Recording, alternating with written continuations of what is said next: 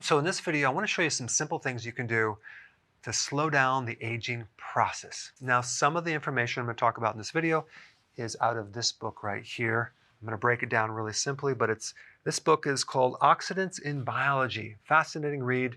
You need a medical dictionary to get through it because there's a lot of biochemistry, but there's some gold nuggets in this book, okay? And they're talking about the balance between antioxidants and oxidants, okay, in the environment. So you have this constant battle because if you're being exposed to all this oxidation, you can kind of compare this to a car rusting out. I mean, it's kind of weird that oxygen would create damage, but too much of it can be very, very damaging to your cells, okay? The mitochondria, which is at the heart of your metabolism, it's the energy factory, and it actually has an engine. It uses oxygen to break down fuel. So it actually releases oxidants, okay? Now, some of that is good for the body in that these oxidants that your body makes kills off microbes. But when the mitochondria and other parts of the cell become damaged, and you're getting too much oxidation from that, that can actually destroy the cell and create all sorts of problems and set you up for even getting cancer. So there's a positive part of oxidation and there's a negative part. And the same thing goes with antioxidants, which counter the oxidation. You can get antioxidants from food, and your body can make antioxidants. And that is called endogenous antioxidants.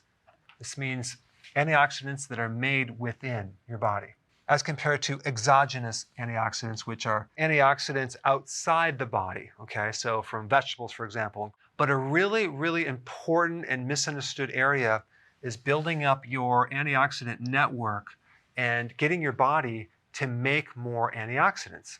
So I'm going to show you just a few things you can do to build up this network without taking external antioxidants. The hormone called melatonin is a very powerful antioxidant, okay?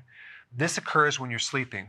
So when it gets dark and there's less light coming into the eye, there's an entire cascade of things that happen in your brain, and one is you get a spike of melatonin. Melatonin actually gets rid of hydrogen peroxide.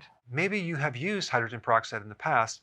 Let's say you had a cut and you want to sterilize it to kill the bacteria. You put the hydrogen peroxide in and it bubbles up and it kills off the microbes. Well, your cells actually make hydrogen peroxide to kill off microbes as well. But sometimes our bodies make too much hydrogen peroxide, and that's very toxic to the body because it's creating too much oxidation. Well, if you have enough melatonin, this can counter that. And that's just one thing that it does. But I don't recommend going to the store and buying melatonin.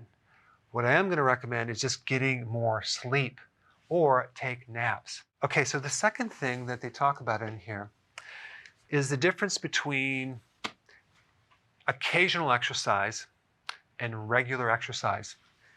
Regular exercise, as in routine and on a regular basis, will build up your endogenous antioxidant network, okay? Now, initially, when you do exercise, let's say it's an intense workout, you're going to generate tremendous amounts of oxidation. It's going to break down the muscle tissue. That's considered bad, right? But as you do it over time, your body gets used to it. It starts to adapt, and it starts to build up huge amounts of antioxidants to counter the stress or oxidation damage from exercise. So regular exercise on a consistent basis will help to build up your antioxidants and protect you against oxidation. And you are going to start looking younger when you do this. And it could be as simple as walking every day. But routine, regular exercise is very, very important. So we have high quality regular sleep or naps and regular exercise. It seems really, really simple. This next one is fasting. And I'm talking about regular fasting, as in intermittent fasting, because you can't just do fasting on a long-term basis because at some point you have to eat, right? But intermittent fasting would be a regular routine of combination of fasting and eating, and that produces a huge spike in your endogenous antioxidant network. An ideal pattern for you to work up to would be 20 hours of fasting in a 4-hour eating window. So let's say, for example, you ate at 3, and then the next meal would be at 4, 5, 6, and 7, okay? So it would be 4 hours later. That would be like the eating window. But then you fast for 20 hours. That would be very, very beneficial. If you're new to my channel, I put a link below of how to do that. The benefit of fasting is something called autophagy. Autophagy means self-eating. So your body is actually recycling its own tissue. One of the bad effects from oxidation that causes aging or premature aging is what oxidation does to your proteins, okay? It creates what's called misfolded proteins. And these proteins kind of gunk up and they get stuck in the body. They don't exit the body that well, and they clog up things between your neurons, creating memory problems and eventually Alzheimer's. They clog up the heart, they're in the eye, they're in the kidney, they're in the nervous system. So these misfolded proteins come from oxidation, and also they actually create oxidation. They create a toxic effect in the body. And your body has a hard time getting rid of these because they're non-functional. Well, it just so happens that fasting through autophagy can take these misfolded proteins, put them into a garbage disposal, and start to break down these proteins, okay? There's actually detergents that your body uses and certain enzymes to break down this protein. And on the other side, it spits out brand new amino acids that your body can then use to rebuild. So fasting really slows down the aging process, as well as stimulate certain genes that help repair. So here we have sleeping or napping, regular exercise, and intermittent fasting. These three are very, very, very powerful, and that's why I want to put your attention on those, okay? The next thing to do is to avoid excessive amount of oxidants. Now, a body makes enough oxidants for us to then get more externally.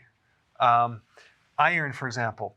Like, let's say, for example, you're taking a multi-supplement from the drugstore. Read the label. Make sure it doesn't have iron in it, because that's one way to get the wrong type of iron. The thing about iron is it's very difficult to get rid of iron if there's too much. So you want to avoid cooking in iron skillets, for example. And definitely don't take iron as a supplement. Unless you have, for example, some anemia, which you're low on iron and you tested it, in which case you can take a food-based iron, which comes from like bovine liver. Make sure it's grass-fed. And of course, one of the biggest things that creates oxidation is high levels of sugar in the diet. Even your blood sugars being high, that will just oxidate the eyes, kidney, the nerves, the brain. So this is a real big one right here. Glycation, what is that? That is the combination between sugar and a protein. So if you're eating foods that are cooked with sugar and protein, that's really, really bad. Or you're consuming foods with fat and sugar together, heated, that would be very, very bad. That creates some serious oxidation. So that would be like ice cream, for example. Because you're cooking this fat with this sugar, you're going to get a lot of glycation. And glycation also happens in our bodies. If you have high levels of blood sugar and your body's 98.6, it can actually create glycation of your red blood cells. And one of the tests for that, which is related to diabetes, is called A1C. That's glycation of the protein in your blood. So you want to reduce the glycation simply by knocking out this sugar, okay? And then vegetable oils, especially the corn and the soy oil, very high in omega-6, creates a lot of oxidation. Frequent meals will increase oxidation, thus the intermittent fasting. So let's say, for example, you join the gym, right? And they have this CrossFit class, and they're working out every single day. And you're 55 years old. Very bad. You're going to overtrain. It's too much exercise without much recovery. It's going to create a lot of oxidation. And then we have cortisol. Having too much cortisol over a period of time without enough recovery is really bad. This has to do with stress. Also, if you're taking prednisone or cortisol or any medication, that can create some massive damage.